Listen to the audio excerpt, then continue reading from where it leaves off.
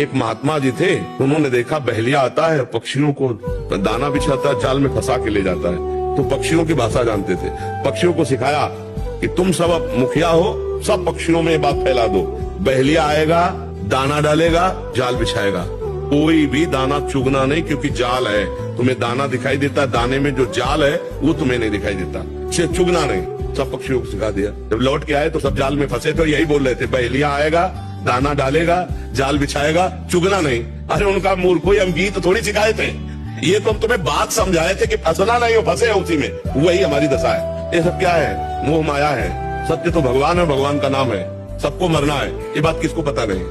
गांव के आदमी को भी पता है। जब वो 100 लेकर जाता है तो सब बोलते हैं राम नाम सत्य है, सत्य बोलो मुक्ति है। सत्य क्या है? भगवान का नाम, और सब झूठा है। उस समय गाते हैं ना।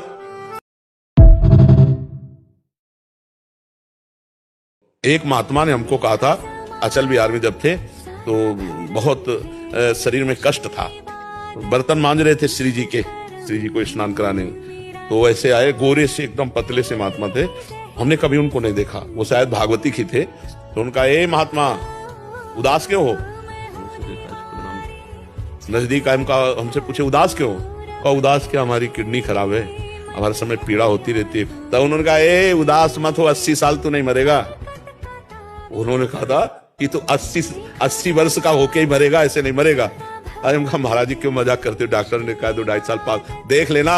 और फिर हमें दिखाई नहीं दिए वृंदावन में, ना पहले कभी दिखाई दिए थे, ना बाद में दिखाई दिए थे। और लगभग उनके मिलने के बाद, मान लो हमारी किडनी फेल हुई थी, उसी के 1-2 वर्ष के अंतर में मिले थे, इतना समय हो गया। तो हो सकता है 10-20 साल उनकी वाणी सत्य करने के लिए घसीट जाए ऐसे।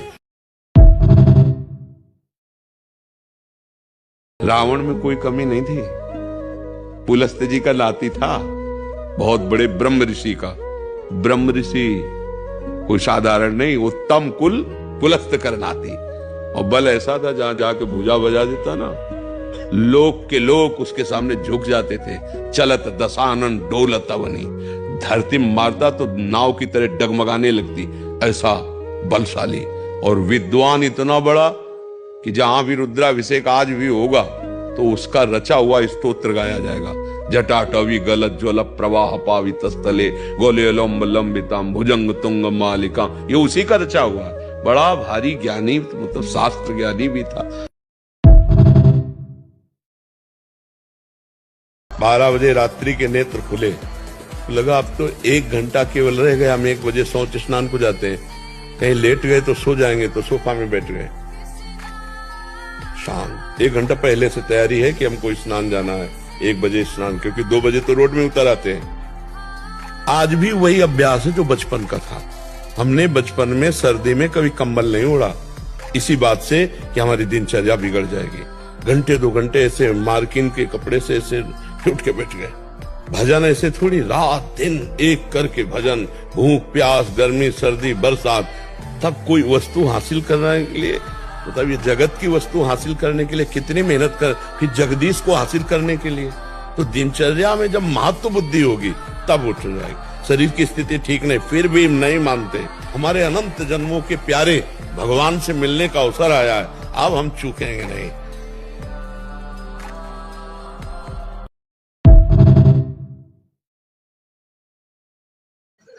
हम गए थे ना जब मैं तो मस्ती होती थी।